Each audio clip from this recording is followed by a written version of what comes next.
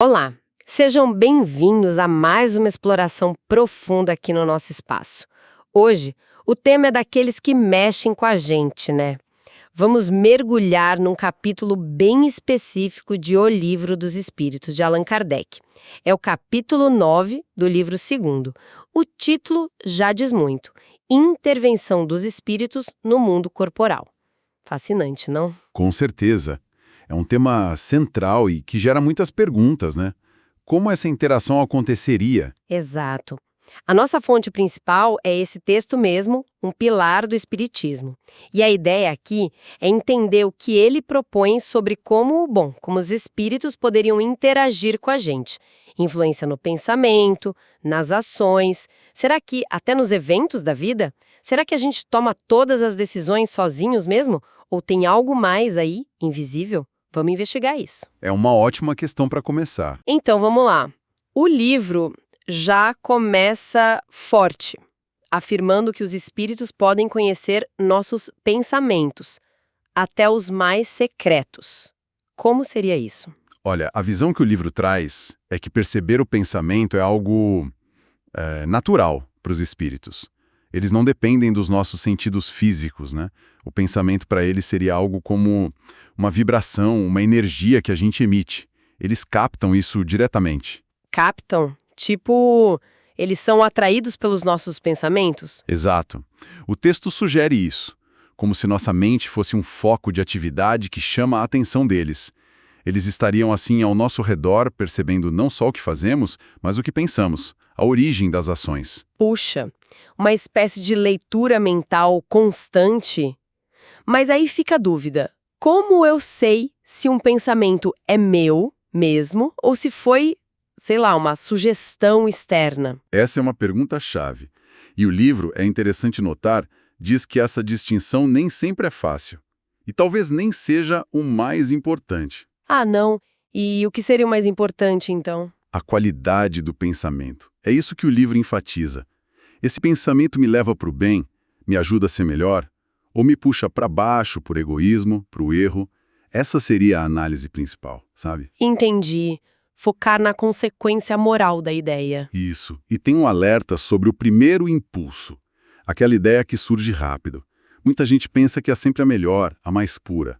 Mas o livro diz: cuidado, nem sempre. Como assim? Depende muito da nossa própria natureza, da nossa bagagem moral e de que tipo de influência a gente está sintonizando naquele momento, entende? Pode ser uma inspiração boa ou não. Nossa, isso muda tudo sobre espontaneidade, né? Então não é só ler pensamentos, é influenciar ativamente. O livro parece confirmar isso com força. Sim, confirma. E diz que essa influência é muito mais comum do que a gente geralmente pensa. Mais comum? Como assim? A ponto de sugerir que, muitas vezes, são essas influências que nos dirigem, quase sem a gente notar. A forma principal seria essa: sugestão de ideias. Aquele pensamento que parece surgir do nada. Uma sugestão, não uma ordem, então. Não é uma imposição. A vontade final é nossa. Mas é um fluxo constante de sugestões que recebemos. E imagino que nem toda sugestão seja boa, né? O livro fala sobre isso? Espíritos com más intenções? Fala sim. Menciona os espíritos ainda imperfeitos, que podem nos induzir ao erro, ao mal. E por que fariam isso? Qual motivação? As motivações podem variar segundo a obra. Pode ser inveja, por não suportarem ver a felicidade alheia, ou um desejo de nos ver sofrer como eles, ou até mesmo numa visão mais ampla, como parte das nossas provas. Provas? Como assim? Eles nos influenciando negativamente seria uma prova? Isso. O texto diz que, ao fazerem isso, eles nos testam, nos confrontam com as consequências de vibrar numa sintonia mais baixa, testam nossa fé, nossa constância no bem. Mas por que Deus permitiria isso? Isso não parece meio injusto? A explicação dada é que esses espíritos funcionam como ferramentas, digamos assim, parte do nosso aprendizado, mas tem um ponto crucial. A gente atrai essas influências. A gente atrai? Como? Pelas nossas próprias inclinações. Se a gente cultiva o desejo pelo mal, a raiva, a inveja, a gente abre a porta, cria uma sintonia. E aí, espíritos com essa mesma vibração se aproximam para, digamos, ajudar nessa direção. Faz sentido a ideia da sintonia. Exato. Mas, para equilibrar, o livro garante que sempre existem as boas influências também, os bons espíritos tentando nos inspirar para o bem. O livre-arbítrio fica preservado.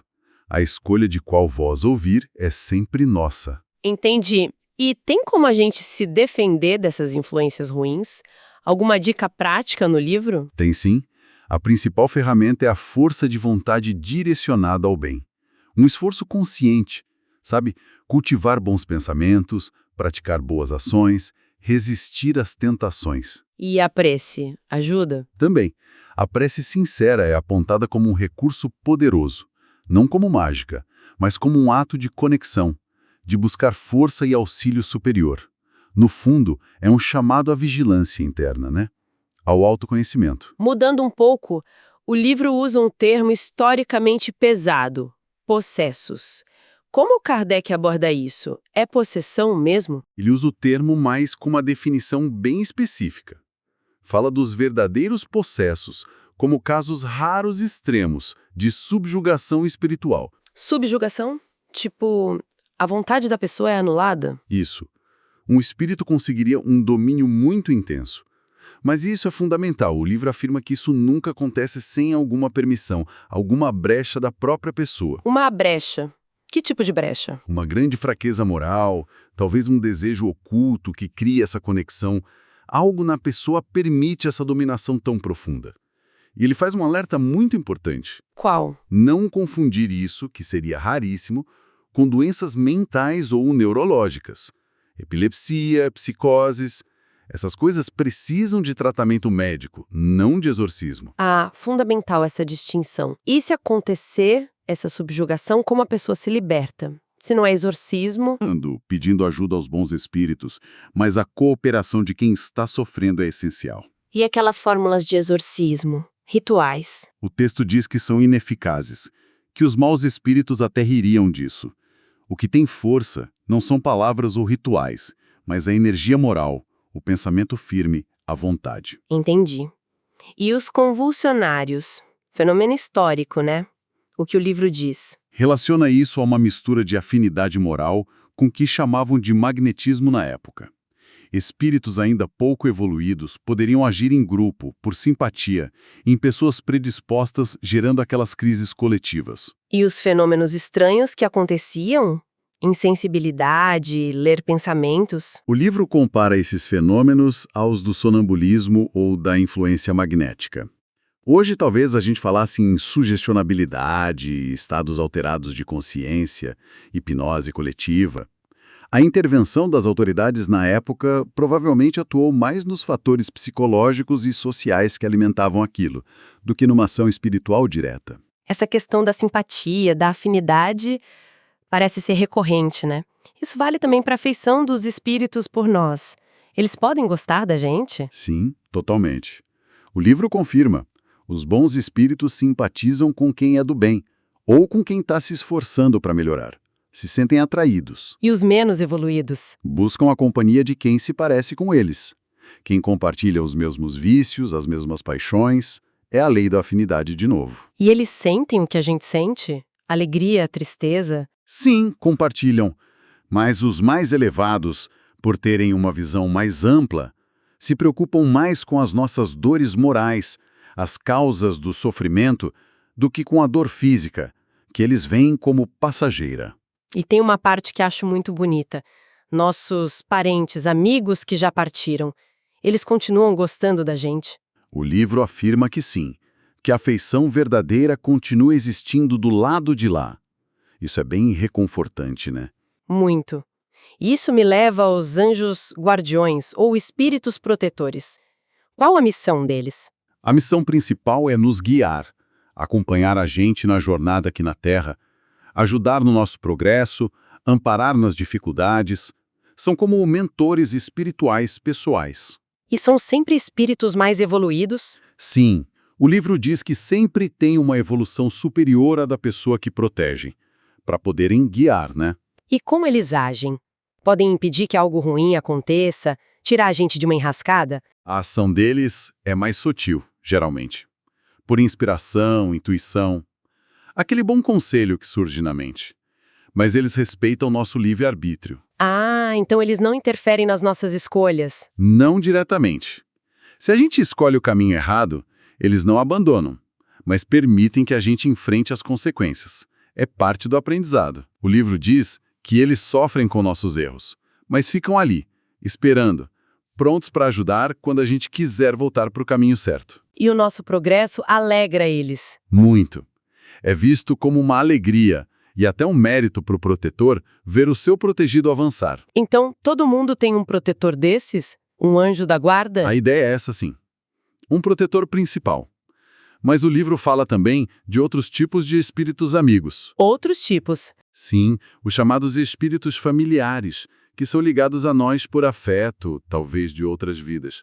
Podem não ser tão evoluídos quanto o protetor, mas são amigos. E os espíritos simpáticos, atraídos por afinidades específicas, gostos, ideias. Esses podem ser bons ou maus, dependendo da nossa sintonia. Faz sentido. E os pressentimentos? Aquela sensação estranha, boa ou ruim, de que algo vai acontecer. De onde vem isso? O livro dá algumas possibilidades. Pode ser um aviso do protetor, sim, uma intuição, Ou pode ser algo do nosso próprio instinto, uma memória antiga talvez, ou até uma lembrança do que a gente mesmo planejou espiritualmente antes de nascer. Geralmente são alertas úteis, né? Sobre o caminho ou as consequências das nossas escolhas. agora uma parte que, uau, sempre me intrigou muito. Os espíritos podem influenciar os acontecimentos da vida diretamente? Mudar o curso das coisas? O livro diz que sim, que eles podem influenciar os eventos. Não só aconselhando, mas com ação direta sobre a matéria também. Ação direta. Mas como? Isso não seria milagre? Aí está o ponto-chave. O livro é muito claro. Essa ação acontece sempre dentro das leis da natureza, nunca violando essas leis. Não entendi bem. Como agir na matéria sem quebrar as leis da natureza? Pode dar um exemplo? O próprio livro dá. Pensa numa ponte velha, frágil. Um espírito não vai fazer a ponte cair do nada, magicamente. Certo. Mas, dependendo da necessidade de aprendizado de alguém, ele pode inspirar essa pessoa a passar por ali naquele exato momento. Ou o contrário, inspirar a desviar. A causa física da queda é a madeira podre, a lei da gravidade. A influência espiritual estaria no timing, na decisão que leva ao evento, entende? Ah, agora clareou. Como no exemplo do raio. Exato. O raio é natural. O espírito não cria nem desvia o raio, mas pode inspirar alguém a se abrigar debaixo da árvore que vai ser atingida, ou a sair dali. A maior influência, geralmente, é sutil, guiando nossos pensamentos que nos levam a certas situações. E aquelas coisinhas chatas do dia a dia? A chave que some, a coisa que cai. Pode ser espírito zombeteiro? Pode. O livro admite. Espíritos levianos que se divertem com isso. Mas olha, ele também alerta. Muitas vezes a culpa é nossa mesmo. Distração, desorganização. Não dá para culpar os espíritos por tudo, né? Verdade. Bom senso é fundamental. E o contrário também vale. Quando algo muito bom acontece, agradecer a Deus e também aos bons espíritos que podem ter ajudado, como agentes da providência. E essa influência se estende aos grandes fenômenos. Tempestades, vulcões, clima. Segundo o livro, sim, tudo teria uma razão de ser, com a permissão divina. Existiriam espíritos responsáveis por presidir esses fenômenos, como ministros de Deus, operando as leis naturais. Mas não são donos dos elementos. Não, são agentes, executores das leis, em diferentes níveis. Desde os que atuam mais diretamente, talvez menos evoluídos, até os que dirigem esses processos mais elevados. Não são elementais no sentido antigo, mas espíritos com consciência, cumprindo tarefas. Certo. Para a gente ir fechando essa parte da intervenção, o que o livro fala sobre pactos, talismãs, feitiçaria, bênçãos e maldições, aquelas crenças populares? O texto é bem direto quanto a isso. Pactos com o diabo ou com espíritos maus não existem formalmente. O que existe é sintonia. Gente má atrai companhia má. Espíritos inferiores podem enganar os crédulos, claro. E talismãs, amuletos, aquela figa, a ferradura, funciona? O objeto em si, a palavra mágica, o sinal, nada disso tem poder sobre os espíritos, segundo o livro. O que atrai ou repele é o pensamento, a intenção, a vibração. Mas e se a pessoa acredita muito no talismã? A fé dela não direciona alguma coisa? Sim, a crença forte direciona o pensamento. E o pensamento atrai. Mas como a motivação por trás de um talismã geralmente é supersticiosa ou materialista, é mais provável que atraia espíritos brincalhões ou imperfeitos que se afinam com isso. E os feiticeiros? O livro sugere que muitos eram pessoas com habilidades psíquicas naturais, médiums, sensitivos, clarividentes, que não eram compreendidas na época, ou que, infelizmente, usavam essas faculdades para o mal. E por último, bênçãos e maldições. Tem poder? O poder intrínseco não, só Deus recompensa e pune com justiça. Mas a força de um pensamento muito intenso, carregado de vontade e fé, Sim. seja para o bem, bênção, ou para o mal, maldição, pode sim atrair espíritos, bons ou maus, que podem agir naquela direção, mas sempre dentro dos limites, dependendo do merecimento e da vulnerabilidade de quem recebe. A chave é a força mental e moral, não as palavras em si. Ufa! Que jornada por esse capítulo. Então, resumindo bem, o Livro dos Espíritos pinta um quadro de interação constante. Mundo espiritual e mundo físico ligados. Temos influências nos pensamentos, nas ações, temos protetores, temos até ação nos eventos e na natureza. Mas sempre, sempre respeitando as leis naturais e o nosso livre-arbítrio, né? Exatamente. A grande mensagem é: não estamos sozinhos. Há toda uma dimensão de inteligência e intenção ao nosso redor. E a forma como interagimos com ela depende muito de nós. Nossos pensamentos, nossos sentimentos, nossas ações. Tudo isso funciona como uma antena. Sintoniza certas faixas dessa realidade espiritual. A responsabilidade é grande. Pois é. E isso nos deixa com uma pergunta final para pensar, né? Uma provocação que o livro inspira. Se a gente atrai influências espirituais pela nossa sintonia mental e moral, que tipo de companhia invisível a gente está cultivando agora mesmo com o nosso jeito habitual de pensar e sentir? Estamos criando um ambiente interno que convida a boa inspiração ou um que nos prende nas dificuldades? Fica aí a reflexão. Com isso, fechamos nossa análise de hoje. Espero que tenha sido útil e interessante para todos. Até a próxima!